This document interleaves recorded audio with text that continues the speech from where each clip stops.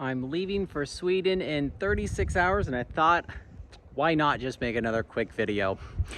I'm pretty excited about what I'm doing right here. No, it's not the drop tower, even though I'm pouring the concrete for that tomorrow before I leave. It is the newest and latest A-frame in highlining. This is a highlining nerding thing. So if you're not into highlining, click the like button, go to another video you want to see. The problem, let me tell you what we're trying to solve here.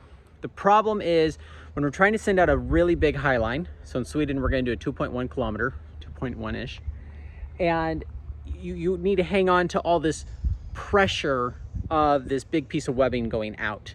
And on our Lapporten project, we are going to have a winch on the far side so we can rig quickly, because we got to rig and de-rig often because of wind. Well, how do we let out the webbing? We don't have a winch on this side where we can kind of like put a brake system, which ideally that would be nice. But we are going to have some A-frames. And I'm thinking, how can we utilize these A-frames to create a Z-drag? Because we don't have on top of this hill a tree here and a tree 2 meters away, and you can just back and forth Z-drag. Z-drag is basically, so you don't have to use your imagination, is this. And by putting a bar here and a bar here, we can get as many Z's as we technically want. And the reason I put such a big gap here is because we have segments we're trying to pass, where every 50 or 60 meters we have sew-in loops with soft shackles or quick links connecting to the next piece of webbing. And then the main webbing is not the same tension as the backup webbing, so they're going to be going through differently. So what we want to find out is making sure this doesn't damage the webbing. Can I get it to go through flat? And how much force, because I know I can hang on to this backside with 100 pounds of force. And then on the front side, I want to see how much I can get. So 0.5 kilonewton on that side, how much can we get? So let me show you what our setup is here. And then I'm gonna pull, we're gonna film it.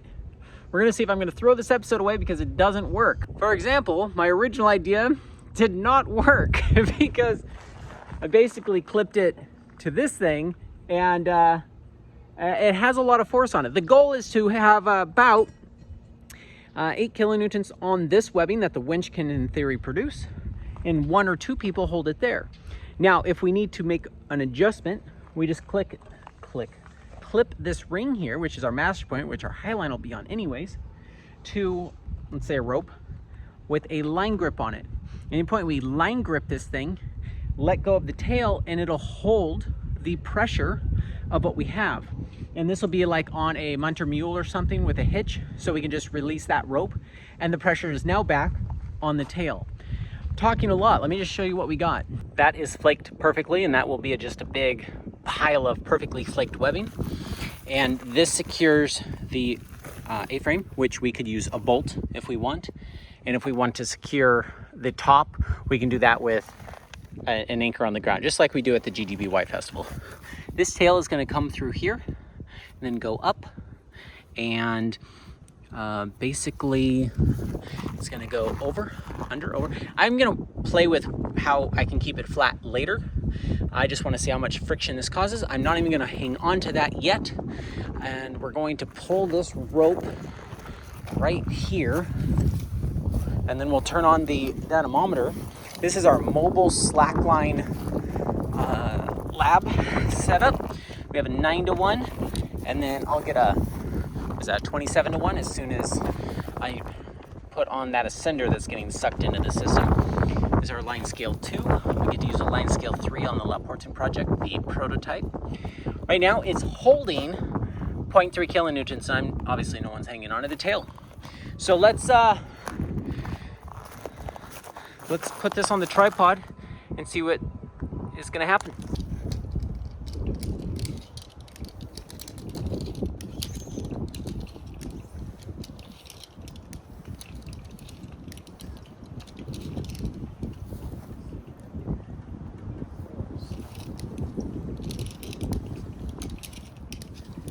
Force with nobody hanging onto it is 1 kilonewton, and we only need 8. So I'm gonna go get Larry and see if he'll hang on to this tail and see what happens. And if something breaks or rubs that we don't like, I don't see a purpose in having this guy, so we're probably just gonna cut that one off. Same with this.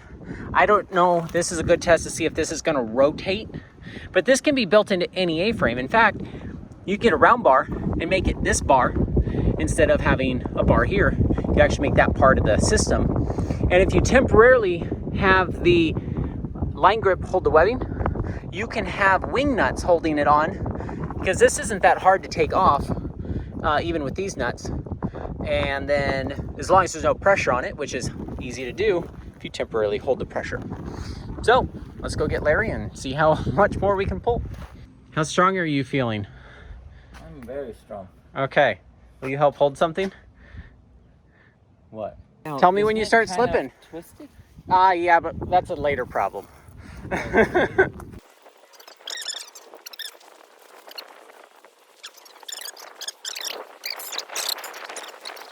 So this side is going to see all 4.5 kilonewtons that I have right now.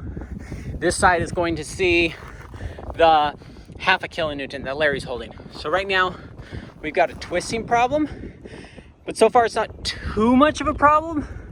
The way this ring is set up, I would almost want to stabilize forward. You could, but this side is being pulled more than the other side. If this was bolted directly and it was independently supported, the legs, instead of in this U shape. So I don't think we need more Z's, because I could get an extra person to help hold this. I actually think that you have one too many. Possibly.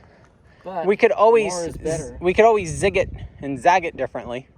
Okay, so I'm mostly cleaned up. This was just to be a quick episode. There's not a real big conclusion here, other than we can incorporate Z-drags into things we already have. We just did a 861 meter highline in Yosemite, and it's the California record, the Yosemite record, and it's been really picking up traction in media and stuff. It's really cool. The way we set that across is with line grip on a pulley system and released the pulleys out. And before we let go of that one, put another one on there. So we had 2 setups. And we had to keep doing that, and it kept it super flat, but it took hours and hours and hours. It worked, but it's not something we could do on a 2 kilometer that we have to rig and de-rig all the time. So this might end up being something that really works if we fine tune it. I like the hive mind or collective consciousness. Put in the comments below how you think we can do this a little bit better. Obviously that was a really crude bar with a couple sticks on it. So yeah, it'd be cool if A-frames all kind of incorporated that somehow, and they have to be removable in order to get the webbing off or out, whatever. Drop tower is getting concrete poured in the footings tomorrow, and then Saturday I take off for Sweden, and I'm going to post this on Monday. I'm trying to make Mondays just an update of what we're doing and what's going on, so it's a more of a live feel than some of the like quality episodes that we put out are sometimes 8 weeks old. So yeah, let me know what you think. Don't charge patrons for stuff like this. It's a quick edit. I'm going to throw it together, and I appreciate you guys watching. Hit the like button. See ya.